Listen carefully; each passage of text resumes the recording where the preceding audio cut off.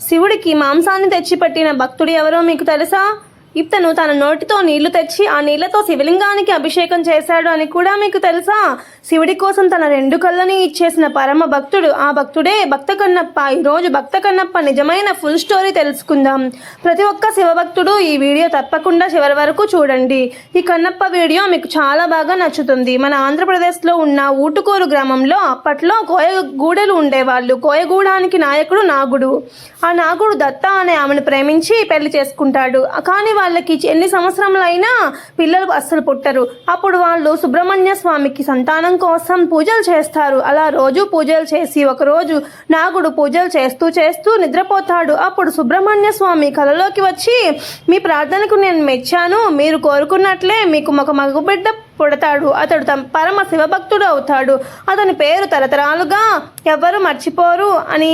అలా కొన్ని నెలలకే దత్త గర్భవతి అయ్యి ఒక మగ కొడుకుని జన్మిస్తుంది.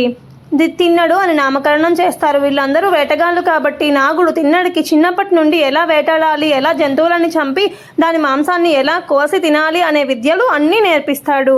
అలా తిన్నడు ధనుర్విద్యలో తిరుగులేని వేటగాడు అవుతాడు. ప్రతిరోజు వేటకు వెళ్ళి జంతువులని చంపి ఆ మాంసాన్ని ఇంటికి తెచ్చి అందరికీ పంచేవాడు. కానీ తిన్నడికి దేవుడి మీద అస్సలు నమ్మకం అనేది ఉండదు. తన గోడెంలో ప్రతి ఒక్కరూ, అలాగే తన స్నేహితులు కూడా అందరూ బండరాలని కొలుస్తూ ఉంటారు.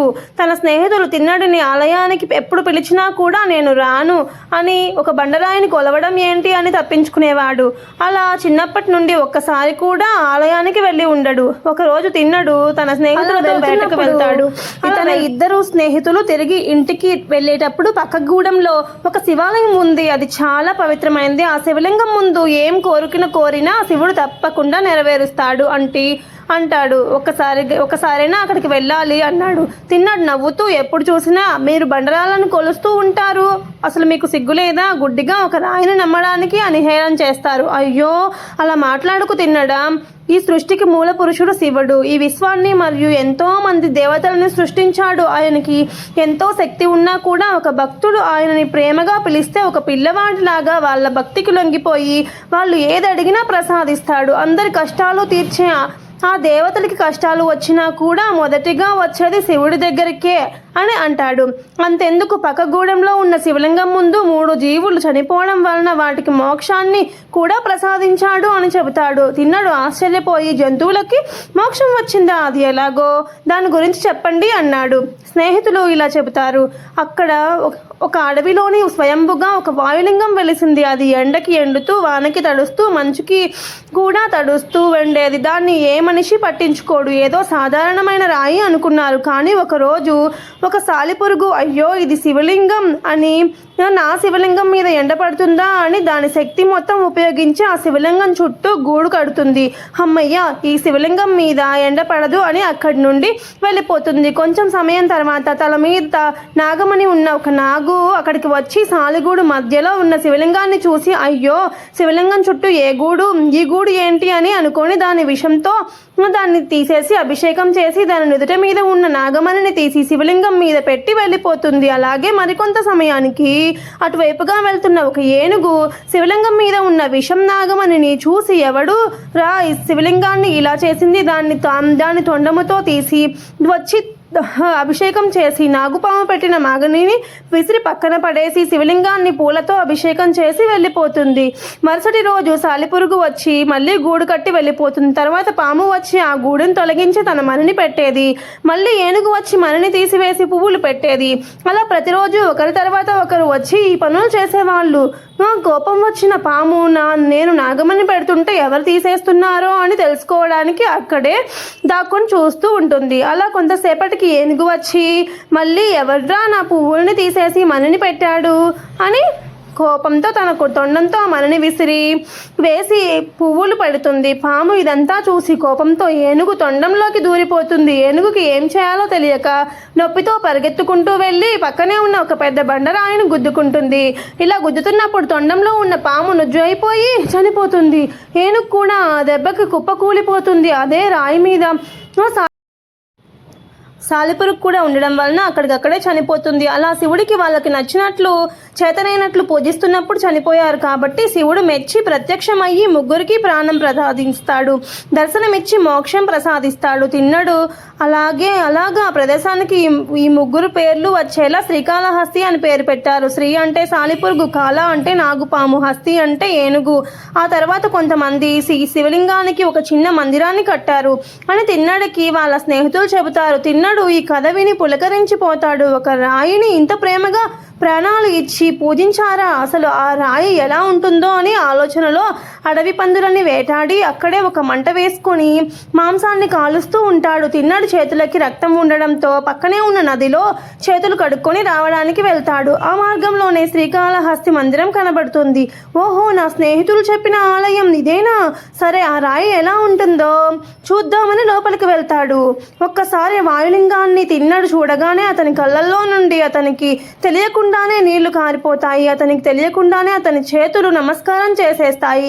పరిగెత్తుకుంటూ వెళ్ళి శివలింగాన్ని హత్తుకొని, నేను తప్పు చేశాను శివయ్య, చిన్నప్పటి నుండి నిన్ను చూడకుండా తప్పు చేశాను, నిన్ను ఎలా కొలవాలో కూడా నాకు తెలియదు అయ్యా, నువ్వు ఎప్పుడు తిన్నావో ఏమో, ఉండు నీకు తినడానికి ఏమైనా తీసుకుని వస్తాను అని పరిగెత్తుకుంటూ తన స్నేహితుల దగ్గరికి వెళ్తాడు. వేటాడిన అడవి పంది మాంసాన్ని తీసుకొని అక్కడే ఉన్న నదిలో నీళ్లు కూడా తీసుకొని పోదాం అని చేతుల్లోకి నీళ్లు తీసుకుంటుంటే కొన్ని అడుగులకే చేతిలో ఉండే నీళ్లు కారిపోతాయి. అప్పుడు తిన్నడు నోట్లో ఎన్ని నీళ్లు అయితే పడతాయో అన్ని నీళ్ళని గుంజుకొని ఆ మాంసాన్ని పట్టుకొని శివుని దగ్గరికి వెళ్తాడు. నోట్లో ఉన్న నీళ్ళని శివలింగం మీద పోసి అభిషేకం చేసి, నీళ్ళ తప్పక తీరిందా శివయ్య, ఇదిగో నీ కోసం ఆహారం కూడా తెచ్చాను అని పంది మాంసం శివలింగం ముందు పెడతాడు. కొంతసేపటికి శివుడు ఆ మాంసాన్ని తినకపోవడంతో, ఏమి శివయ్య, నేను తెచ్చిన మాంసం నీకు నచ్చలేదా, నేను తినడం లేదు, నేను మంచి ముక్కను తీసి తినిపిస్తాను అని ఒక ముక్కను తీసి అతని రుచి చూసి,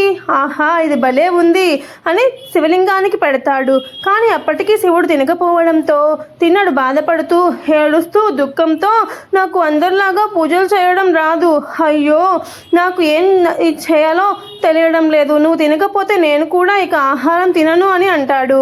అప్పుడు ఆ శివలింగం నుండి దివ్యమైన వెలుగు వచ్చి ఆ శివలింగానికి కళ్ళు మరియు ముఖం వచ్చి రెండు చేతులు కూడా వచ్చి ఆ మాంసం మొత్తం తినేస్తుంది. దాంతో తిన్నడు ఎంత సంతోషిస్తాడు.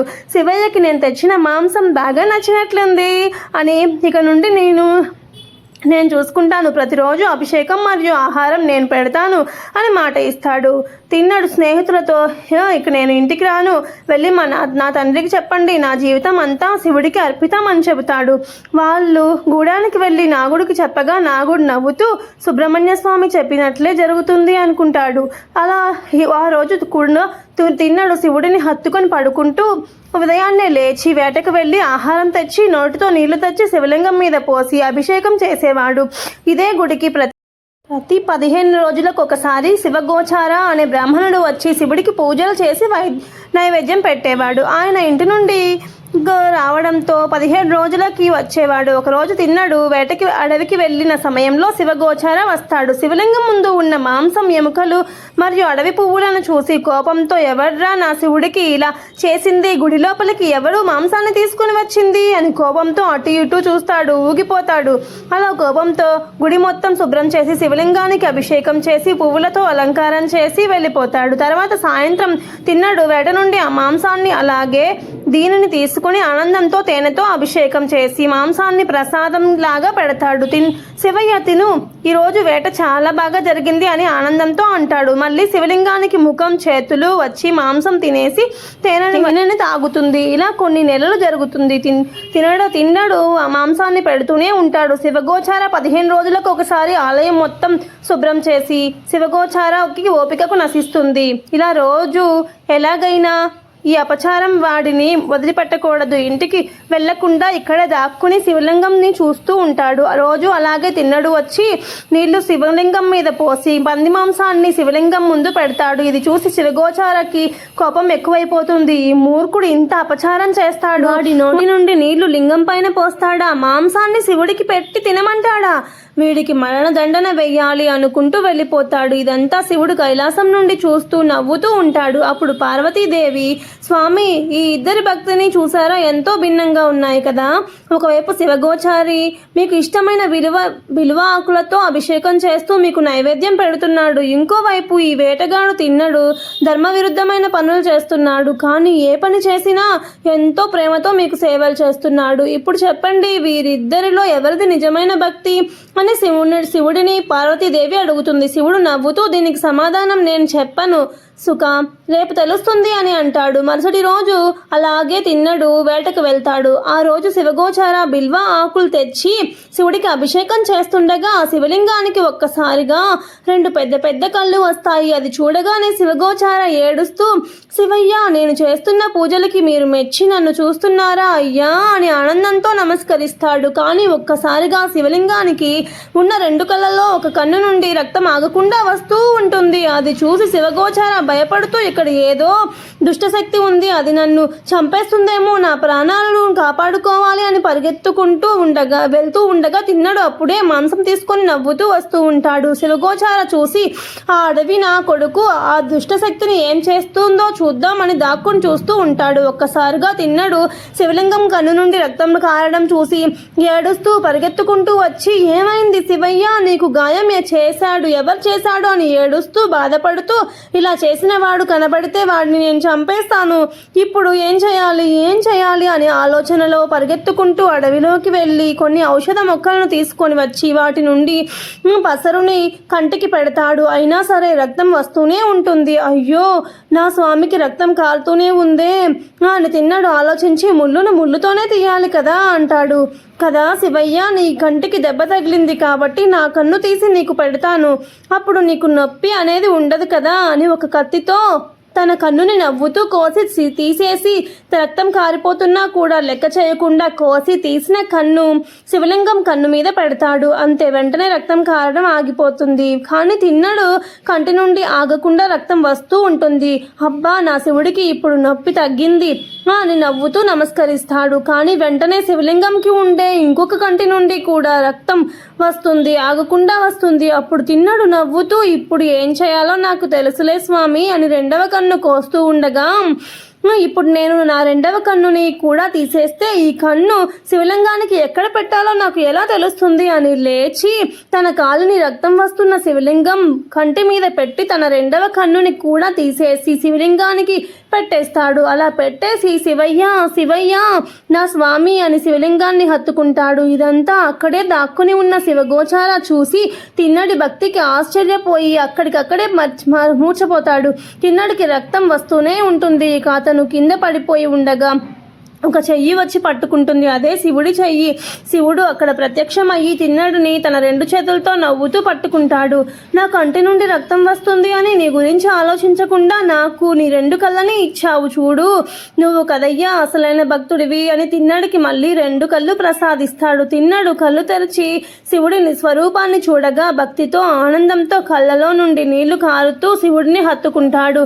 అప్పుడు శివుడు తిన్నడితో, తల్లి ప్రేమతో సమానమైన భక్తి అయ్యా నీది, నీ అపారమైన భక్తికి నేను లొంగిపోయాను, తిన్నా ఏం వరం కావాలో కోరికో అని అడగగా, నాకు మహాభాగ్యం, మిమ్మల్ని చూడడమే నా మహాభాగ్యం, ఒక్కసారి పార్వతీదేవిని కూడా చూడాలి అనిపిస్తుంది అంటాడు. వెంటనే అక్కడికి వచ్చి శివపార్వతులు ఇద్దరు తిన్నడిని దీవిస్తారు. నీ 2 కలని నా భర్తకు ఇచ్చేశావు కాబట్టి యుగాల వరకు నిన్ను అందరూ భక్త కన్నప్పలాగా గుర్తుపెట్టుకుంటారు అని పార్వతీదేవి వరం ఇస్తుంది. శివుడు తిన్నడుని తనలోనే ఐక్యం చేసుకుని మోక్షం ప్రసాదిస్తాడు. ఈ కథను బట్టి మనకు ఏం అర్థమైంది? మనకు దేవుడిని పూజించడం రాకపోయినా సరే, గుడికి వెళ్ళకపోయినా సరే, దేవుడిపైన నిజమైన భక్తి మనసులో ఉంటే చాలు, సాక్షాత్తు ఆ దేవుడు మీకు మోక్షాన్ని ప్రసాదిస్తాడు అని అర్థం చేసుకోవచ్చు. ఇది నిజమైన కన్నప్ప కథ. మీకు ఈ వీడియో నచ్చింది అని భావిస్తున్నాను. ప్రతి ఒక్క శివభక్తుడు ఈ వీడియోని షేర్ చేయండి, లైక్ చేయండి, ప్రతి ఒక్కరికి శివయ్య అని కామెంట్ చేయండి. ఓం నమః శివాయ.